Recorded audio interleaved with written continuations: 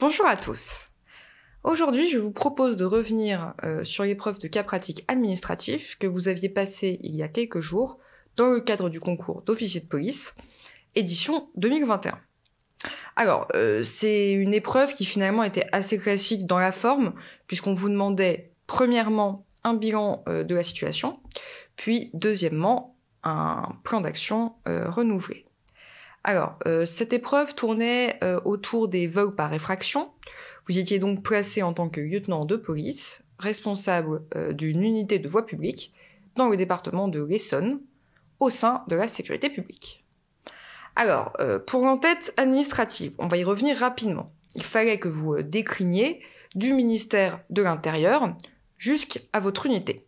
Donc ça devait donner en gros ceci. Alors, ministère de l'Intérieur, puis Direction générale de la police nationale, puis Direction centrale de la sécurité publique, Direction départementale de la sécurité publique de l'Essonne, Circonscription de sécurité publique de Haville, et enfin, Unité de voie publique.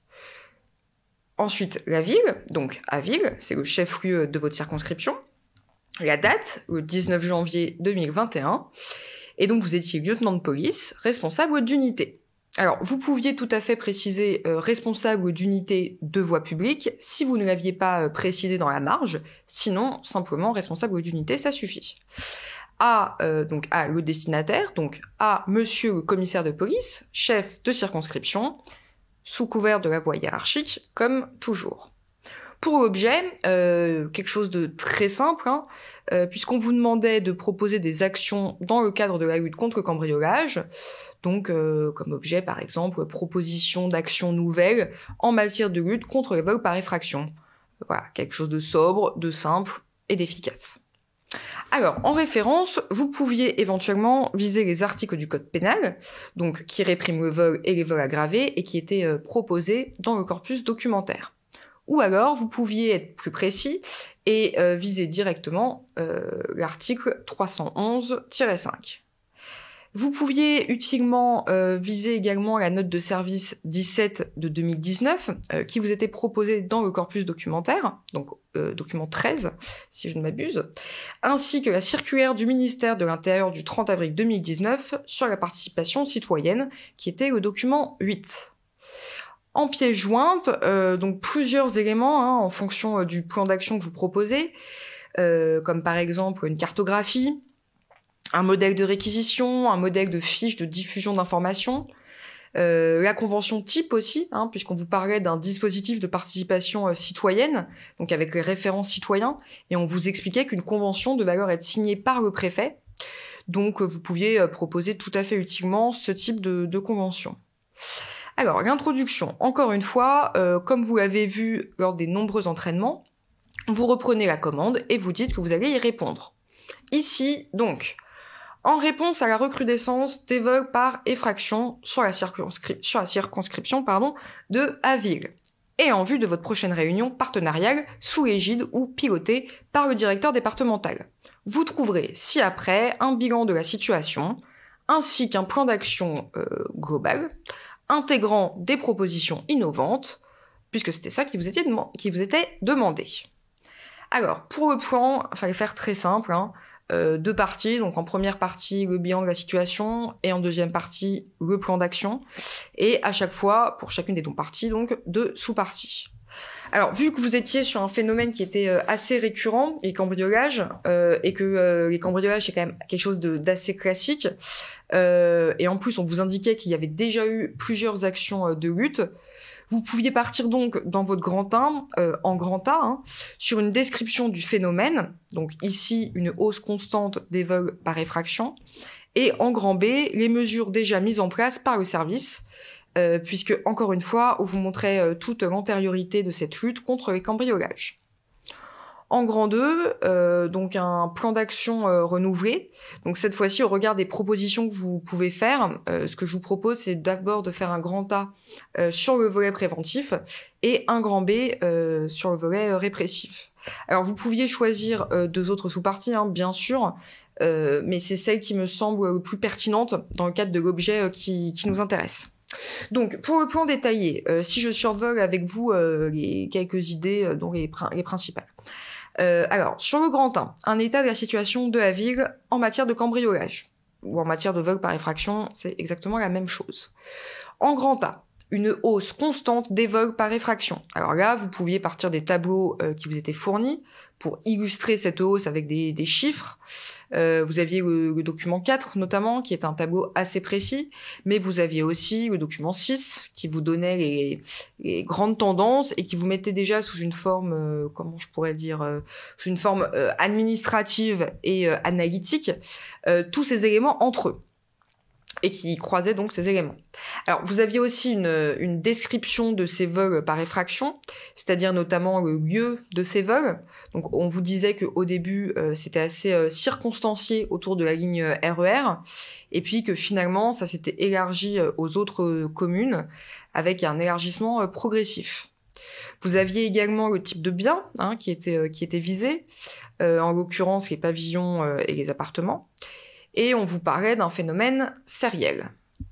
Vous pouviez mettre ça aussi en correspondance avec un taux d'élucidation qui avait lui aussi augmenté, ce qui est plutôt bien, et ce qui valorisait déjà en fait l'action de vos services et qui montrait qu'il y avait déjà une antériorité. En grand B, donc justement, les mesures déjà mises en place au sein de votre service, avec des efforts qui avaient déjà notamment été portés en matière, alors avant tout de police technique et scientifique, de relever des traces génétiques et sur la formation des policiers polyvalents. Alors, petit point d'attention à ce sujet. Les policiers polyvalents, ce sont les policiers actifs qui vont être formés aux techniques de police technique et scientifique, notamment pour le relevé des traces et indices ou pour la signalisation des mises en cause, afin de soulager les services de police technique et scientifique, notamment en dehors de leurs heures de travail ou quand il s'agit de petites et de moyennes délinquances. Donc vous aviez également une sensibilisation qui avait été faite, donc des effectifs sur la nécessité de faire des enquêtes de voisinage. Vous aviez également une campagne de sensibilisation qui avait été menée à travers la presse quotidienne régionale et sur les réseaux sociaux, notamment sur les bons réflexes à adopter en tant que citoyen. Donc, par exemple, de prévenir et d'alerter d'abord en appelant le 17, de signaler les individus suspects, de faire remonter les informations. Vous aviez également une expérimentation qui avait été menée avec la brigade équestre dans le cadre de cette lutte contre le cambriolage. Et vous aviez un partenariat qui avait pris la forme d'un groupe de partenariat opérationnel et d'une coordination avec la police municipale pour optimiser l'occupation de la voie publique. Donc, tous ces éléments, vous pouviez les reprendre dans votre grand 1B, afin de faire un peu le bilan de toutes les solutions qui avaient pu fonctionner.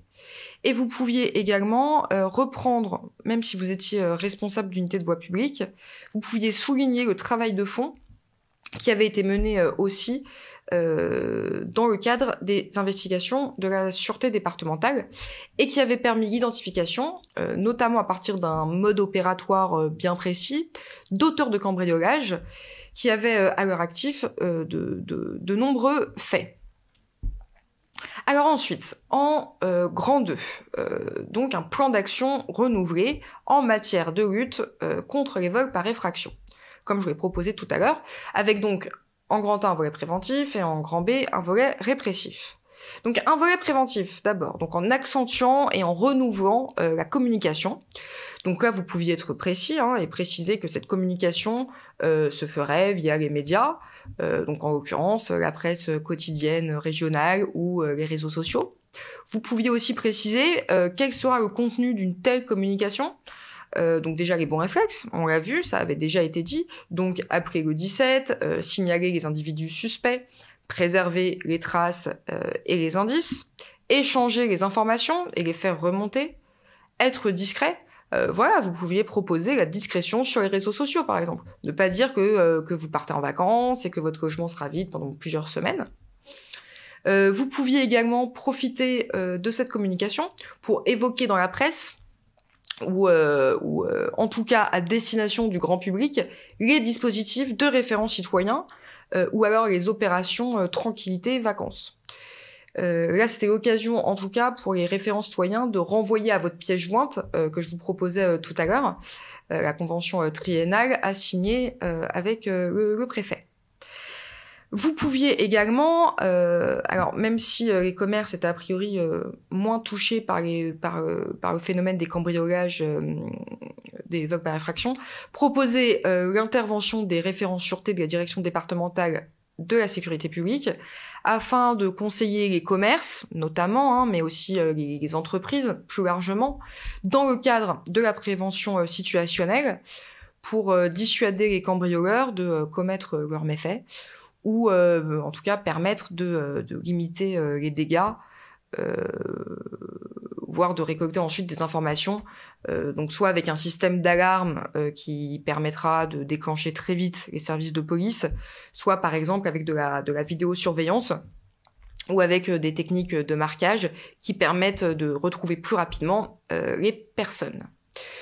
Vous pouviez proposer aussi quelque chose, alors qui n'apparaissait pas forcément de manière très marquée dans votre dossier documentaire, mais proposer tout ce qui était contrôle des revendeurs, donc revendeurs d'objets, revendeurs d'or, revendeurs par exemple sur Internet. Donc par exemple proposer une veille sur des sites marchands de revente d'objets. Voilà, pour essayer de détecter les éventuels receleurs d'objets volés. Alors, vous pouviez également augmenter les patrouilles en véhicules sérigraphiés et en tenue, afin d'avoir une action de visibilité à la fois pour prendre contact avec les riverains, donc avec les commerçants, mais aussi pour dissuader les auteurs de cambriolage en accentuant sur des secteurs ciblés ou sur des créneaux horaires bien identifiés. Donc en grand B, le volet répressif, avec comme but d'identifier et de dégager très vite les informations opérationnelles, être réactif, donc identifier des créneaux horaires, identifier les secteurs concernés, identifier les modes opératoires. Alors il faut synthétiser ces informations, notamment dans le cadre d'une cartographie mise à jour régulièrement. Alors cartographie plus naturellement construite par les services d'investigation, mais à destination des services de voie publique, donc a priori vos effectifs. Alors, vous pouviez aussi proposer de monter vous-même cette cartographie, mais c'est quand même plus facile que ce soit le service d'investigation, sachant que c'est lui qui recueille toutes les informations. Vous pouviez rappeler la systématisation du déplacement du service local de la police technique et scientifique. Donc, pour qu'il se déplace systématiquement sur le lieu de commission des faits, il faut qu'il soit avisé. Donc, vous pouviez sensibiliser, encore une fois, vos effectifs. Vous pouviez également renforcer l'effort fait sur la formation, de développer cette formation des policiers polyvalents pour en augmenter le nombre, puisque plus, évidemment, ils seront nombreux et mieux ils seront formés, plus vous allez augmenter la qualité des prélèvements ou la systématisation des prélèvements sur les lieux de constatation d'infraction. Vous pouviez également renforcer les patrouilles, alors cette fois-ci en civil, dans le cadre de la recherche du flagrant délit, toujours orienté donc par ces fameux éléments, à la fois sur le mode opératoire, donc nombre d'auteurs par exemple, mais également sur les secteurs ciblés et les créneaux horaires dans lesquels ils agissent. Alors, cette recherche du flagrant délit, avec cette fois des effectifs en civil et des surveillances, et vous pouviez également rappeler l'importance donc de signaler les individus mis en cause dans les enquêtes au commissariat. En fait, le but, c'est de constituer une base de données à laquelle vous allez pouvoir comparer les relevés génétiques effectués lors des constatations. Vous pouviez également rapporter l'importance de diversifier les moyens d'enquête à disposition des enquêteurs. Et vous aviez également la possibilité d'envisager une cellule d'échange d'informations avec notamment la gendarmerie, puisqu'on vous disait que certains auteurs pouvaient également agir en zone gendarmerie, donc avec le but, comme toujours, de transmettre l'information, cette fois-ci donc entre les services de police et les services de gendarmerie, en vue de se coordonner au maximum et de mutualiser au maximum les moyens, et en tout cas d'être plus efficace pour éviter de cibler les mêmes auteurs, mais de manière parallèle, plutôt de le faire de manière coordonnée. Vous pouviez sensibiliser également le parquet, donc à la fois sur des enquêtes préliminaires qui sont diligentées par vos services, mais aussi sur le phénomène sériel qui pourrait être identifié. Alors, vous pouviez solliciter auprès du parquet des réquisitions, on l'a vu, pour renforcer l'efficacité de vos contrôles d'identité et envisager la création éventuelle d'un GLTD, donc un groupe local de traitement sur la délinquance, vu que vous êtes sur une recrudescence bien marquée du phénomène des cambriolages. Alors, sur un plan managérial maintenant, il fallait vraiment mobiliser vos équipes, donc rappeler qu'il était important d'impliquer la hiérarchie intermédiaire dans le suivi des indicateurs, par exemple les faits constatés, les faits élucidés, le nombre de déplacements sur les constats, pour effectuer des constatations. Vous pouviez également mobiliser la hiérarchie intermédiaire sur la qualité des procès-verbaux qui sont rédigés, et mobiliser les équipes de manière générale dans la lutte contre le cambriolage, et notamment en organisant une réunion au sein de votre service ou au sein du commissariat sous l'égide du chef de service, en rappelant donc bien sûr les objectifs, en suivant les affaires et en réorientant à chaque fois que c'est nécessaire les patrouilles en fonction des éléments récoltés. Eh bien voilà, j'espère que ces quelques éléments vous ont rassuré, qu'en tout cas la préparation que vous avez suivie vous aura permis le jour de l'épreuve d'être le plus serein possible, de dégager un plan rapidement et de vous concentrer ensuite sur l'argumentation, qui est une des clés, vous l'avez vu à ISP, pour réussir cette épreuve. Voilà, toute l'équipe de ISP vous souhaite bon courage et bonne chance pour la suite. Notamment pour celles et ceux qui présenteront les épreuves du concours de commissaire de police. Bonne chance à tous et à bientôt. Au revoir.